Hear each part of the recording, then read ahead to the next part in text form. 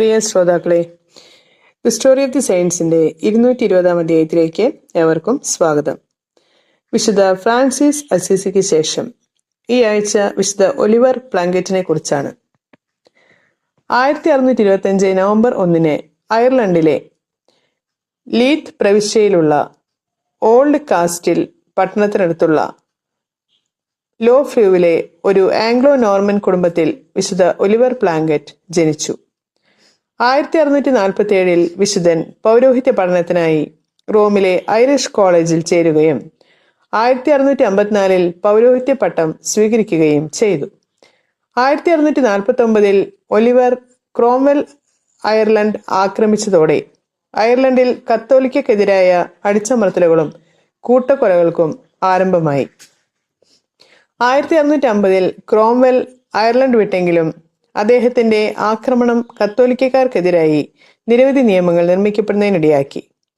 1650കളിൽ കത്തോലിക്കർ ഡബ്ലിനിൽ നിന്നും പുറത്താക്കുകയും കത്തോലിക്കരായ ഭൂവുടമകളുടെ ഭൂമികൾ പിടിച്ചടക്കപ്പെടുകയും ചെയ്തു. മതമർദ്ദകർ കത്തോലിക്ക പുരോഹിതരെ നിയമവിരുദ്ധരാക്കുകയും വിശുദ്ധ കുർബാന അർപ്പിക്കുന്നവരെ തൂക്കിക്കൊല്ലുകയോ വെസ്റ്റ് ഇൻഡീസിലേക്ക് നാടുകടത്തുകയോ ചെയ്തു. മതപീഡനത്തിൽ പെടാതിരിക്കാൻ പ്ലങ്കറ്റ് റോമിൽ തന്നെ തുടരുവാൻ തീരുമാനിച്ചു. 1657 വിശുദ്ധൻ ദൈവശാസ്ത്രത്തിൽ പ്രൊഫസറാവുകയും ചെയ്തു. അയർലൻഡിൽ കത്തോലിക്ക വിശ്വാസത്തിനെതിരായുള്ള പീഡനങ്ങൾ കുറഞ്ഞപ്പോൾ വിശുദ്ധൻ തിരിച്ച് അയർലൻഡിലെത്തി. പിന്നീട് 1657 അർമാഗിലെ മെത്രാനായി അഭിഷിക്തനായി. തുടർന്ന് തരിശാക്കപ്പെട്ട സഭയെ പുനഃസ്ഥാപിക്കുവാനുള്ള പ്രവർത്തനങ്ങളിൽ വിശുദ്ധൻ ഏർപ്പെടുകയും ധാർമ്മിക ദൈവശാസ്ത്രത്തിൽ അജ്ഞരായ യുവാക്കളെയും പുരോഹിതരെയും പഠിപ്പിക്കുന്നതിനായി നിരവധി സ്കൂളുകൾ സ്ഥാപിക്കുകയും ചെയ്തു. പുരോഹിത വൃന്ദത്തിൽ നിലനിന്നിരുന്ന മദ്യപാനത്തെ വിശുദ്ധൻ പൂർണ്ണമായും നിർത്തലാക്കി. ഒരു ഐറിഷ് പുരോഹിതൻ ഈ വിപത്തിനെ ഒഴിവാക്കിയാൽ അവൻ വിശുദ്ധനായി തീരും എന്നാണ് ഇതേക്കുറിച്ച് വിശുദ്ധൻ എഴുതിയിരിക്കുന്നത്. 1670 ഡബ്ലിനിൽ വിശുദ്ധൻ ഒരു സഭാ സമ്മേളനം വിളിച്ചുകൂട്ടുകയും പിന്നീട് തന്റെ അതിരൂപതയിൽ നിരവധി സൂനഹദോസുകൾ വിളിച്ചുകൂട്ടുകയും ചെയ്തു. എന്നിരുന്നാലും വിശുദ്ധനും ഡബ്ലിനിലെ മെത്രാപ്പോളിത്തയായിരുന്ന പീറ്റർ ടാൽബോൾട്ടുമായി അയർലൻഡിലെ ഉന്നത സഭാ പദവിയെ സംബന്ധിച്ചൊരു തർക്കം നീണ്ടകാലമായി നിലവിലുണ്ടായിരുന്നു. കൂടാതെ ഒരു ഭൂമി ഇടപാട് സംബന്ധിച്ച തർക്കത്തിൽ വിശുദ്ധൻ ഡൊമിനിക്കൻ സന്യാസിമാരെ പിന്തുണച്ചുകൊണ്ട് ഫ്രാൻസിസ്കൻ സന്യാസിമാരുടെ ശത്രുതയ്ക്ക് പാത്രമാവുകയും ചെയ്തു. 1673 കത്തോലിക്കക്കെതിരായി മതപീഡനം ആരംഭിച്ചപ്പോൾ വിശുദ്ധൻ ഒളിവിൽ പോയി. നാട് കടത്തപ്പെട്ടവനായി ഒരു തുറമുഖത്ത് രജിസ്റ്റർ ചെയ്തിരിക്കണമെന്ന സർക്കാർ ഉത്തരവിനെ നിരാകരിച്ചുകൊണ്ട് വിശുദ്ധൻ ഒളിവിൽ പോയത്.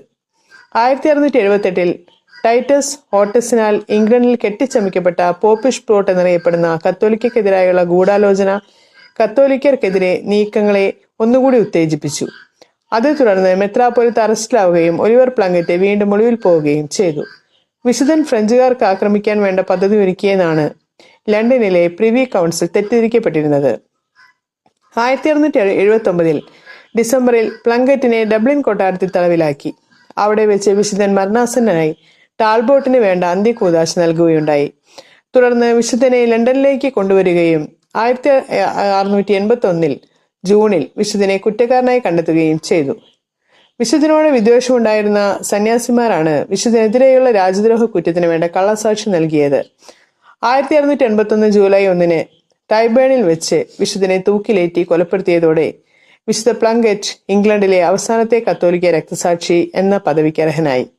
1920 വിശുദ്ധനെ വാഴ്ത്തപ്പെടാനാക്കുകയും 1975 ഒലിവർ പ്ലാങ്കറ്റിനെ വിശുദ്ധനായി പ്രഖ്യാപിക്കുകയും ചെയ്തു. ഇനി നമുക്ക് ഇന്നത്തെ ചിന്താവിഷയം എന്താണെന്ന് ശ്രദ്ധിക്കാം. ഒരു വ്യക്തിയെ വിഷമിപ്പിക്കുന്നത് കടലിലേക്ക് കല്ലെറിയുന്നത് പോലെ നിസ്സാരമാണ്. അത് കടലിന്റെ എത്ര ആഴങ്ങളിലേക്ക് ഇറങ്ങി പോകുന്നു എന്നത് ആരും അറിയുന്നില്ല, വിഷമം അനുഭവിക്കുന്നവനൊഴികെ. ഏവർക്കും നന്ദി.